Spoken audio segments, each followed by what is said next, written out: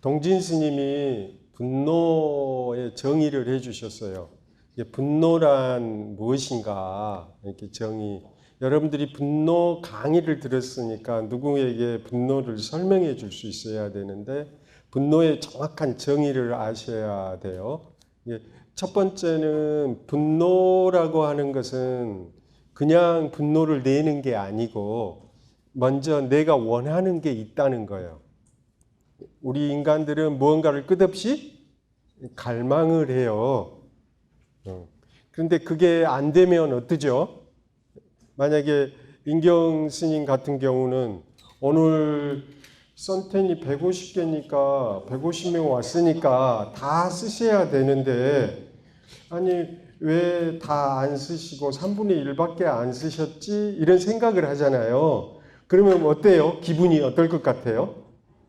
조금 안 좋고 언짢아 할 수 있잖아요. 무슨 말인지 이해되셨어요?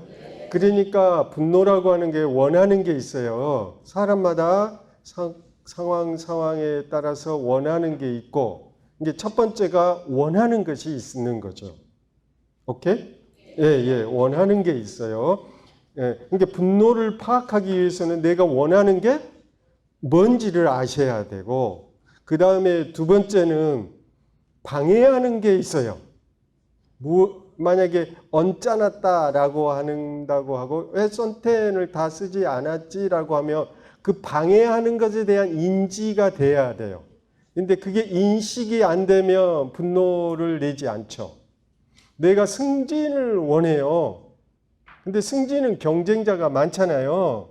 근데 B라는 사람이 나중에 알고 보니까 나에 대해서 방해를 했대요. 내 승진에 대해서. 그리고 나에 대해서 평가를 안 좋게 했을 뿐만 아니라 주변 사람에게 내 부정적 평가를 그 사람이 열심히 홍보를 했다. 그 소식을 나중에 듣게 되면 저는 어떠죠? 예, 화가 나죠. 그래서 내가 원하는 것을 그 사람이 방해했다고, 혹은 저해했다고, 못하게 나를 미워했다라고 어떻게 되는 거예요? 머리로 이렇게 판단하고 분별이 일어나야 되는 거예요. 그러니까 첫 번째는 뭐예요? 원하는 게 있어야 되는 거고 두 번째는 그 내가 원하는 게 방해했다라고 그 바깥 대상이나 그 일에 대해서 그 부분에 대해서 인식이 되고 판단이 일어나죠. 그러면 판단이나 인식이 있으면 세 번째 화가 나는 거죠. 화를 내요. 세 번째. 그러니까 1단계는 원하는 게 있고 2단계는 누군가가 내가 원하는 게 안 되었다. 예를 들면 나는 저녁에 늦게 오고 싶어요. 친구들하고. 그런데 엄마가 어떻게 이야기하죠? 빨리 오라고 10시까지는 오라고 이야기하면 내가 원하는 것은 뭐 12시까지 1시까지 놀다가 들어가고 싶은데 내가 원하는 것을 누가 방해한 거예요? 엄마가 방해했다고 내가 생각을 했을 때 만약에 생각을 안 하면 어떠죠? 아, 나는 생각이 없어 별로. 그러면 화도 안 내요. 아니 화 내야 되는데 생각이 없기 때문에 화를 안 내는데 엄마가 내가 원하는 것을 못하게 하니까 나는 어떠죠? 짜증이 나죠. 그러니까 엄마는 나의 뭐예요? 걸림돌이 되니까 이 엄마에 대해서 짜증을 내는 거예요. 무슨 말인지 이해되셨어요? 그러니까 첫 번째 내가 원하는 것이 뭐냐? 이게 내가 있다는 거고 분노의 밑바닥에는 두 번째는 그가 나를 어떻게 했다? 방해하고 있다. 이 인식이 될 때 세 번째 분노를 일으키는 거예요. 무슨 말인지 아셨죠? 그런데 처음부터 분노를 일으키지는 않아요. 처음에는 어떻게 하죠? 언짢죠. 근데 그게 반복이 되면 어때요? 짜증이 나죠. 노트에다 한번 적어봐요. 처음에는 뭐 한다고요? 언짢아, 불쾌하죠. 근데 그게 자꾸 반복이 되면 같은 사안으로 계속 반복적이 되면은 짜증이 나요. 여러분들은 언짢아 해요? 짜증을 더 많이 내요? 짜증을 더 많이 내요? 오케이. 근데 짜증도 짜증 나름인데 이게 계속 반복되면 어떻게 돼요? 반복되면 짜증이 반복되면 화나고 성내죠. 그래서 상대방에게 내가 원하는 것을 이야기하고 당신이 어떻게 내가 원하는 것을 방해했다고 상대방한테 전달을 하는 거죠. 왜냐하면 그 전달을 정확하게 하든 정확하게 않더라도 어떤 방식으로 화를 표현을 해요. 그게 전달이죠. 그래서 부부 치료나 부부 상담에서는 이 의사소통이 안 되기 때문에 부부 간의 갈등이 일어난다. 그래서 부부 치료나 부부 상담하는 전문 심리학자들이 왜 이혼도 하고 싸우냐 하면은 이 의사소통이 어때요? 안 된 게 80%래요. 이혼 부부나 이 사람들이 성격 때문에 이혼한다고 하는데 실제로는 뭐가 안 됐기 때문이다? 소통이 안 됐기 때문이다. 근데 소통의 첫 번째 길은 짜증 내는 거고 뭐 하는 거예요? 화를 내는 거다 이 말이에요. 만약에 화를 내야 할 때, 짜증을 내야 할 때 짜증을 내는 게 의사소통에 도움이 된대. 그래서 부부나 친한 사이에서는 짜증을 어때요? 화를 낼 때 내는 게 건강한 거다 이 말이에요. 그런데 짜증과 화를 내야 할 때 내지 않으면 어떻게 돼요? 억압이 되고 내가 상대방한테 뭘 힘들어하는 줄을 상대가 모르기 때문에 상대는 반복적으로 그 행동을 반복할 가능성이 있어요. 무슨 뜻인지 이해되셨어요? 그래서 그 가족 치료나 가족 상담에 있어서도 의사소통을 할 때 그 뭐 성인 군자처럼 가족 생활을 할 수는 없잖아요. 그러니까 적절하게 뭘 해라? 표현을 해라. 그러면 누가 알아듣는다? 그 가족이 알아듣는다. 그런데 어떤 가족들은 조용하게 이야기해도 어때요? 금방 알아듣는 가족이 있고 또 어떤 가족은 짜증을 낼 때 알아듣는 가족이 있고 어떤 가족은 분노를 표출할 때 성내고 화낼 때 알아듣는 가족이 있어요. 여러분들은 어느 쪽이세요? 뒤 섞여 있죠. 어떤 것은 짜증내서 알아듣고 어떨 때는 화내야 알아듣고 근데 어떤 경우는 분노를 힘껏 표출해도 못 알아들으면 어떻게 돼요? 그게 계속 반복해도 그거 1년도 아니고 몇 년 동안? 10년 동안 그렇게 왔거든. 그런데도 여전히 못 알아들으면 그럴 때는 어떻게 되는 거예요? 그때부터는 고개를 돌리죠.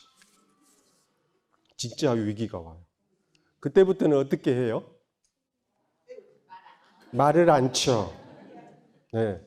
뭐 하는 거예요? 포기를 하죠. 그러면서 좌절을 느끼고 저 사람은 뭐다? 말해도 안 된다. 저 사람은 뭐 한 사람이다? 돌덩이 같은 사람. 잘 표현하셨어요.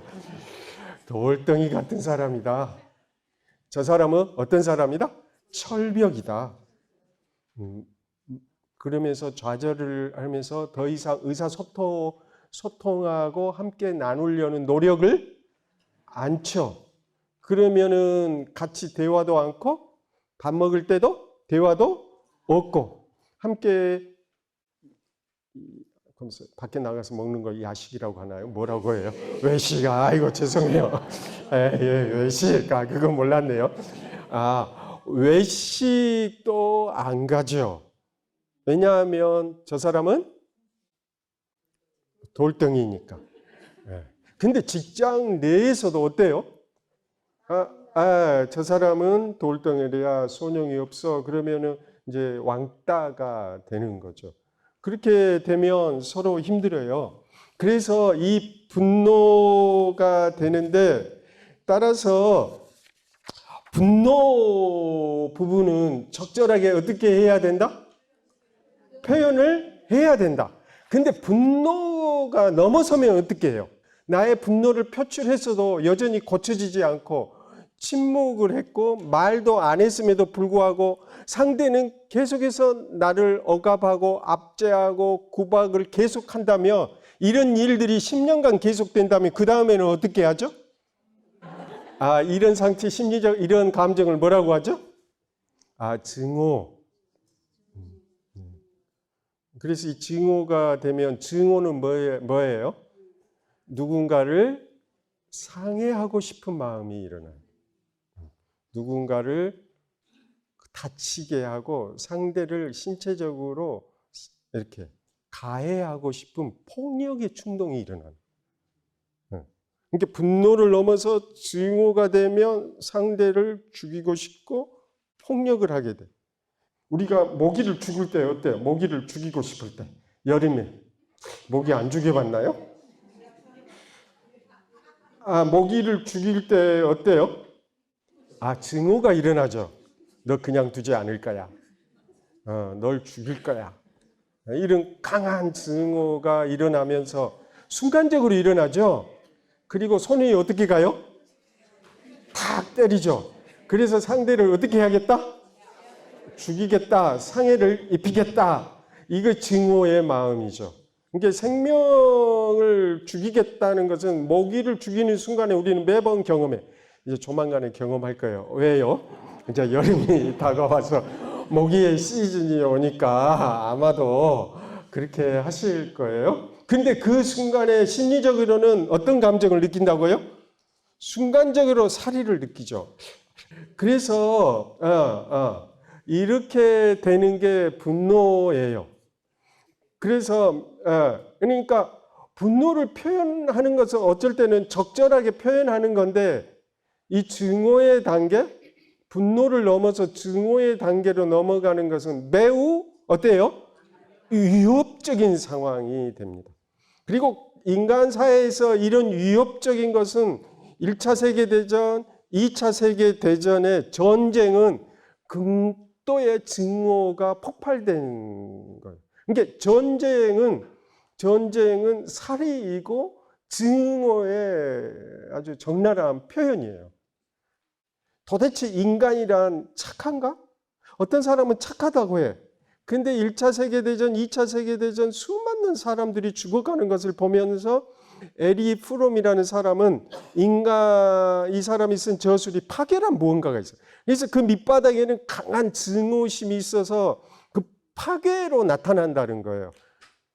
그런데 인간의 파괴는 동물들은 하고 다르다는 거예요. 이 증오의 마음은 인간이 갖는 거고 동물들은 이 증오의 마음이 이제 없는 건 아니지만 최소한의